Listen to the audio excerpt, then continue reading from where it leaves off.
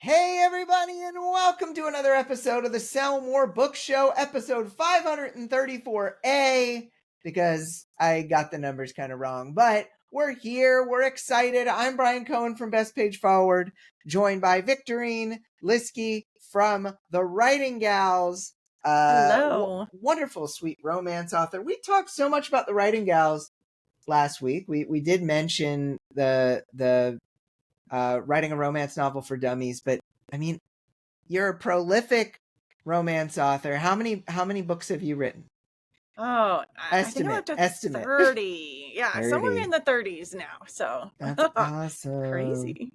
Yeah, how's this year going? I mean, we'll talk a little bit about some of your strategies later, but 2020 was this amazing time where for the authors, where for about a year all book sales were up, and then it kind of came back down to earth more in 2022, and then 2024, it's an election year, so sometimes people are focused elsewhere. But what do you feel like moves the needle for you right now with your romance novels? So right now I'm a little bit in flux because I started my direct sales store. And so I am working on honing my ads and making them profitable over to my store. So that's kind of my focus right now is my store and trying to get that off the ground and going. My ads are now profitable, but they're profitable by a little bit. So, so I'm trying to just grow that profit margin up. So that's what's been my focus this year. Awesome. And writing, of course. So when you, and hopefully nobody hears my landscaper peoples, but if you do, it's normal Foley. I haven't heard them, so that's good. Oh, okay, good. I hear them. When you decided to get a Shopify store set up, did you go all in? Did you put a couple series in? How did you go about it? So I went all in because I had mostly three profitable series. I have several other things going on in there, but I went all in. I put everything I had into the store. And now that I'm writing a brand new series, I'm thinking I'm going to keep that outside of the store and grow that in Kindle Unlimited, because that's really where I made a lot of money is through Kindle Unlimited. And I will grow that through Kindle Unlimited as I write that series, and then I'll plunk that into the store as well after that. But love it. But no, I went all in. Awesome. Cool. Well, I hope it's a huge success. I actually launched a Shopify store for Best Page Forward and our blurbs and our coaching and our done for you keywords and such just a couple weeks ago, and it's been great. I think to a certain extent I have such a big list, and I get to sell things for more than a $20 bundle when I'm selling things like blurbs, so there is some maybe faster ramp up to profitability, but it's been such a process, and I was happy not to build the store myself. I didn't build mine either. Yay, outsourcing. It was daunting for me. So delegation. Oh my gosh. Yeah. Some things are just better for you not to do. Yes, I agree. Yeah. Awesome. All right. Well, and definitely go check out Writing Gals, the cruise, everything we talked about last week. But let's get into the show a little bit. This will be a fun one to ask you on the fly after some of these answers. But the question of the week a couple weeks back was, if you could come up with any subgenre to make popular, what would it be? Patrick O'Donnell said Bigfoot romance, which was a callback to old Sell More Book Show lore, and Choco punk fiction based on the Willy Wonka universe. I like Choco punk. Joanna A. McKethan said alternate reality parallel universe. And in a parallel universe, that is very popular. And then Ann Bennett said, I wish love story was a genre, not romance, not spicy, just a sweet love story. That's interesting. Like, Yeah. let me ask you about that, Victorine, because what do you think the difference is for Anne here of love story, like a real love story that doesn't have a happy ending, so it's more like women's fiction, or like what do you think she means?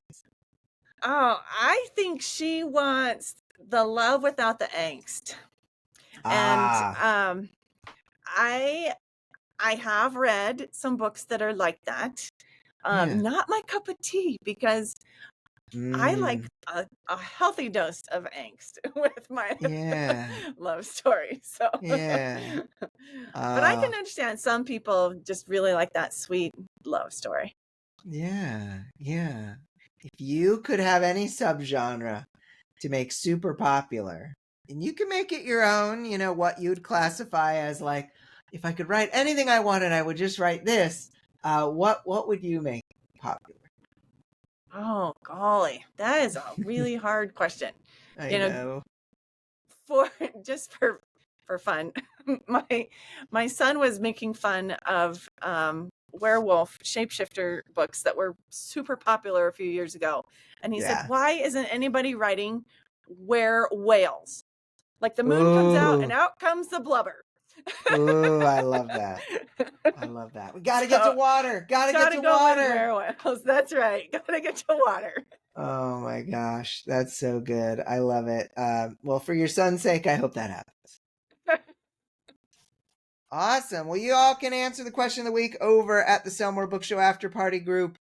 I might change this title on the fly of the top story, but are you ready for another not amazingly happy, but still important to bring out here top story?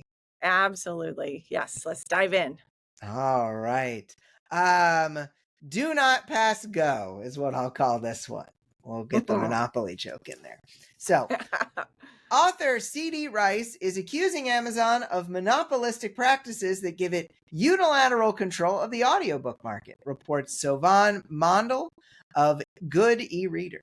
This includes charging higher fees and limiting the reach of non-exclusive titles in order to incentivize authors to publish exclusively to Amazon and Audible. The lawsuit, which aims to become class action, accuses Amazon of penalizing authors who distribute their audiobooks to other platforms in addition to Amazon's. The penalties, the author alleges, include denying promotional opportunities and lowering search result rankings for non-exclusive audiobooks.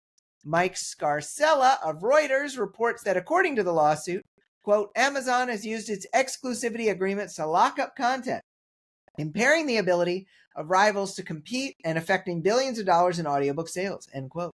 The lawsuit follows on the heels of the U.S. Federal Trade Commission's accusations of antitrust violations by Amazon, alleging they are punishing sellers for offering better prices on other platforms and charging costly fees on merchants. Despite Amazon's practices and incentives to publish exclusively on their platform, the audiobook industry as a whole continues to grow. According to the lawsuit, sales of audiobooks have steadily risen in recent years, reaching nearly $2 billion in 2022. Victorine. Wow. Big audiobook market, big dollars. C.D. Rice files a lawsuit. What were your initial thoughts here?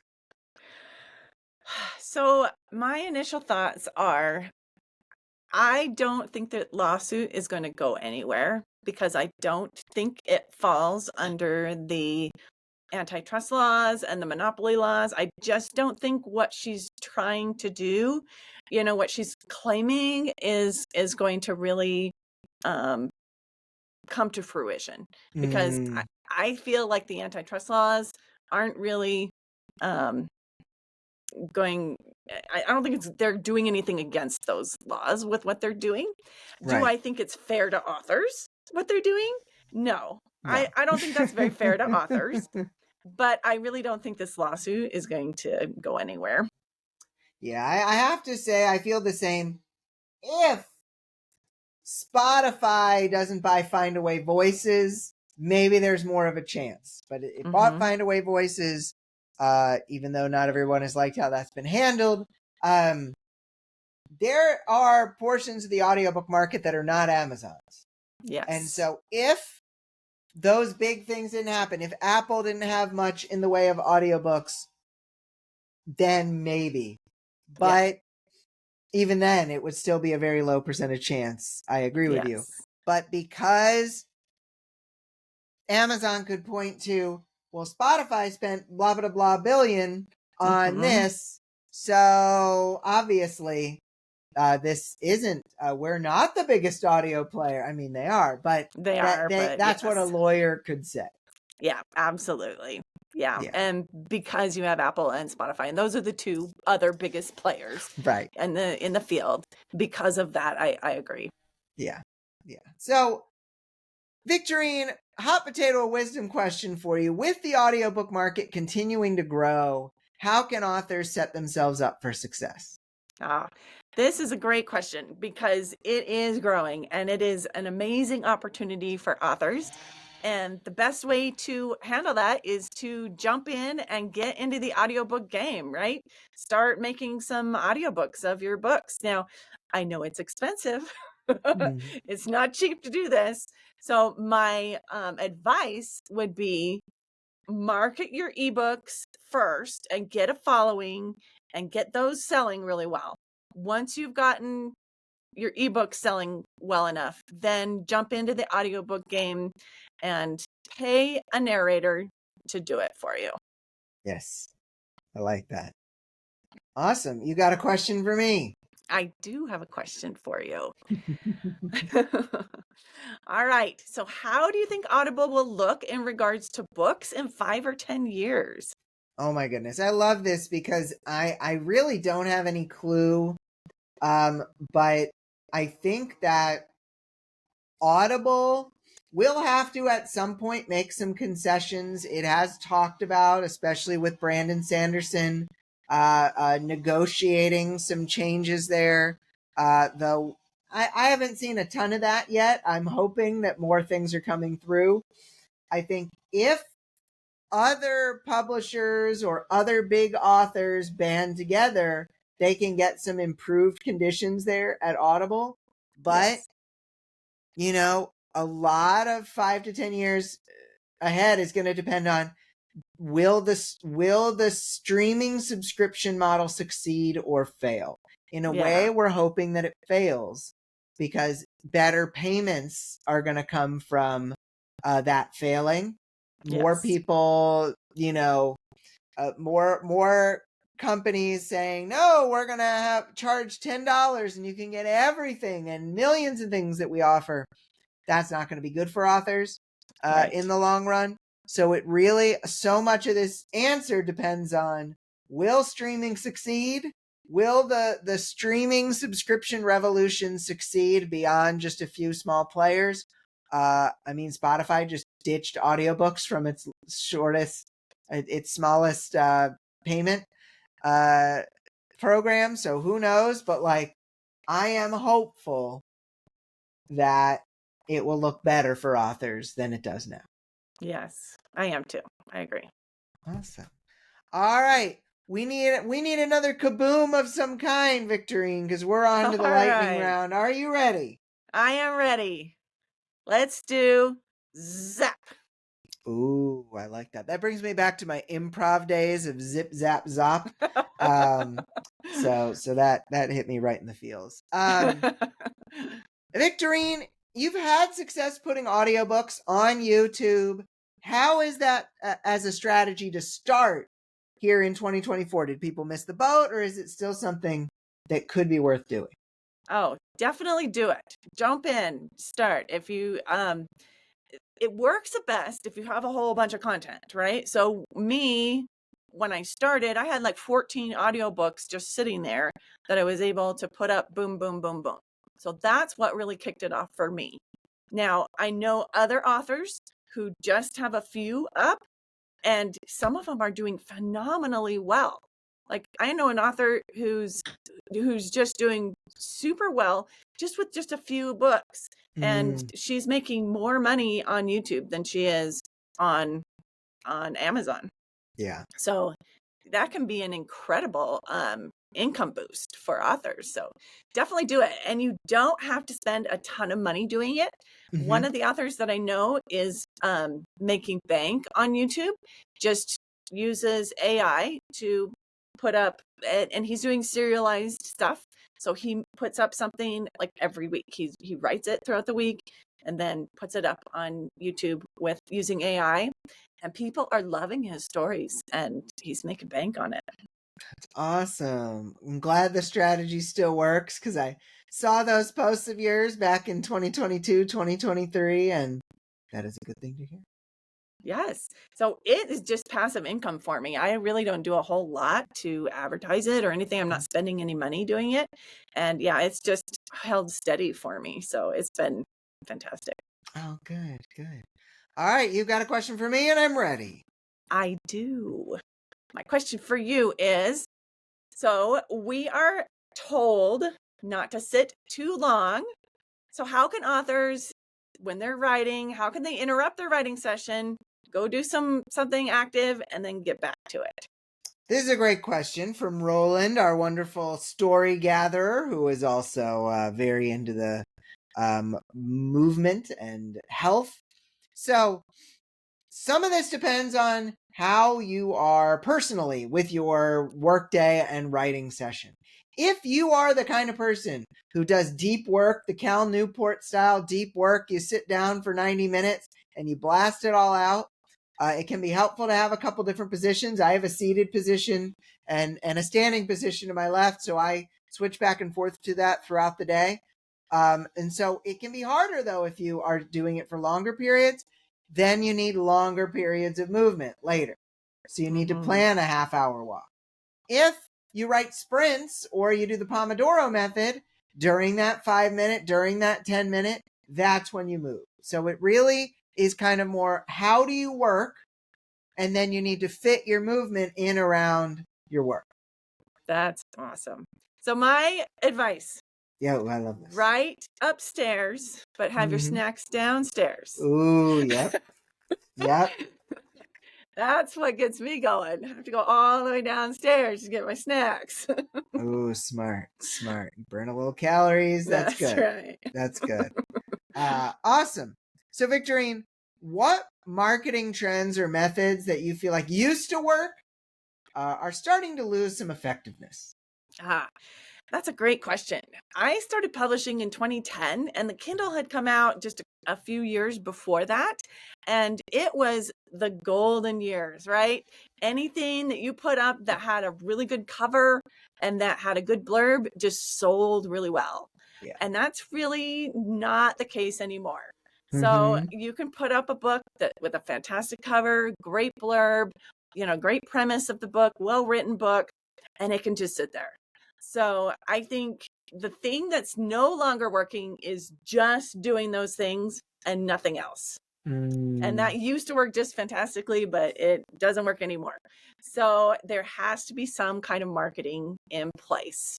Yes. And most of the people are just going towards doing ads and getting that to help your book be visible, right? Because ads don't really sell the book. It helps it be more visible.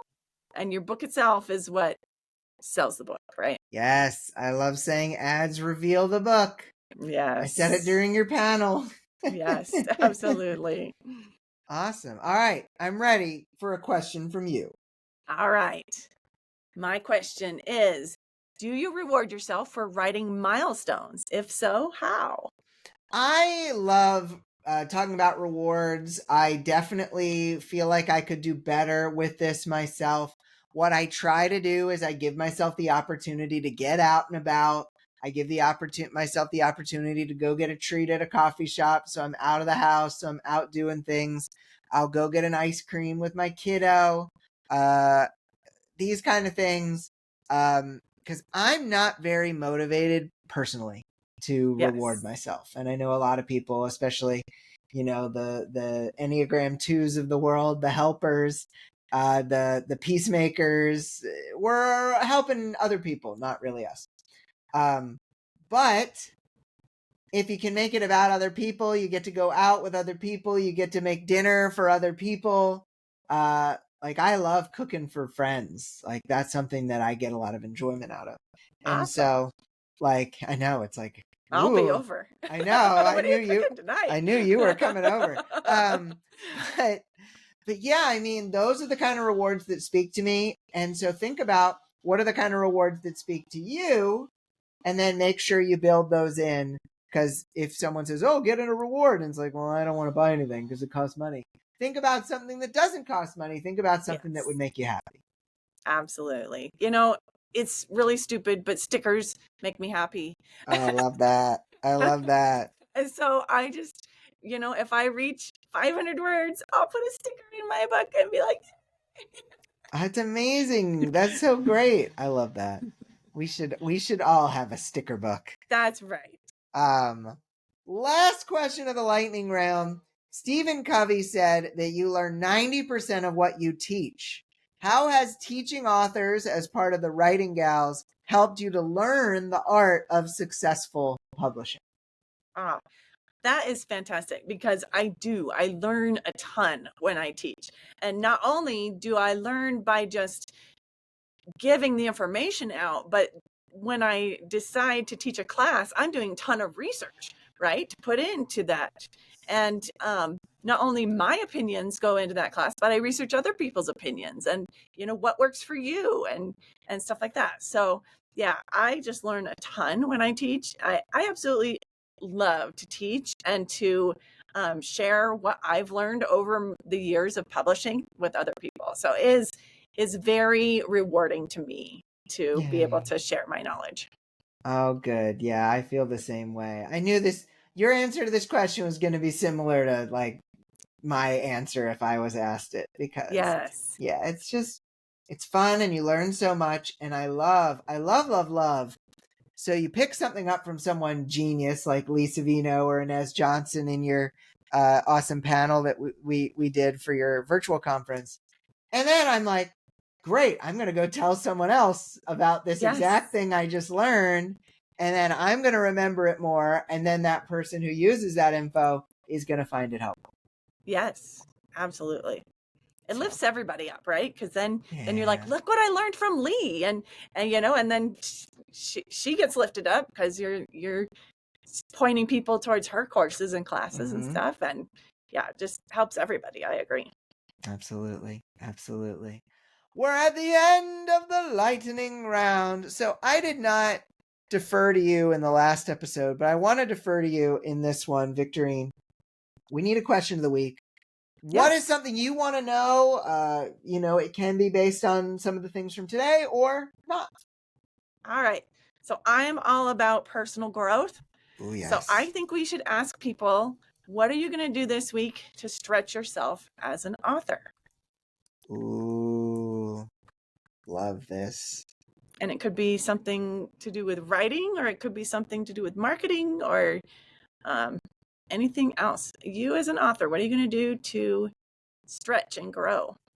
I love this so much because one of the things, the Malcolm Gladwell 10,000 hours rule, you become an expert if you spend 10,000 hours on something. But it wasn't just 10,000 hours, it's 10,000 hours of deliberate practice. What does that mean? Yes. Things that stretch you. And so Yes. your language on there is so spot on. I love this question. Fantastic. You can answer this question in the Sell More Book Show After Party Facebook group or the antiquated sellmorebookshow.com, which no one seems to go to anymore. But wherever you answer it, you have a chance of your answer being read aloud on the show. So, Victorine, it's been great spending 2 weeks with you. Yes. It's been wonderful. Where can people find about the Writing Gals and about you as an author? All right. Well, we have the writinggals.com, which is our website, but tons of information is in the Writing Gals Facebook group. Just on Facebook, just type in the Writing Gals and you'll find us. And we also we separated out another group called the Writing Gals Critique Group. And that is just specifically for, hey, my cover, I don't think it's working, critique it, or can you help me with my blurb? Those type of things are separated out in the critique group. But we have tons of information in the Writing Gals group, and we talk about our conference coming up and the cruise that's coming up and how you can get in on that fun and just come join us because we're an awesome group. We'd love to have you, and all genders are welcome. It's not just for gals. So everybody's welcome. Awesome. Good. Yeah, no, I was glad you guys welcomed me with open arms when I joined your group. I was a little worried. I was like, I hope I'm not the only guy in here, but it worked out. It worked. Yes. Great. Awesome. Well, definitely everyone go see the Writing Gals. Everyone go check out the virtual conference, the cruise, the course, the ongoing, all the material from the previous things. Yes. I love participating in that group as well, so you might see me in there sometimes too. Awesome. All right. Well, I want to thank you, Victorine. It was great having you here these 2 weeks. Thank you, Brian. This was awesome being on here. I just love your show. Oh, thank you so much. So we are going to be back next week. I believe we have Matt Holmes of the wonderful Facebook ad course. And so he'll be stopping by. I think this is going live just a couple days before the July 4th holiday. So if you celebrate, go have a happy Independence Day. And I will be back next week for Victorine. I'm Brian. Have a great week of book selling, everybody. And we'll be back when the numbers are right for episode 535. Take care, everybody. Bye.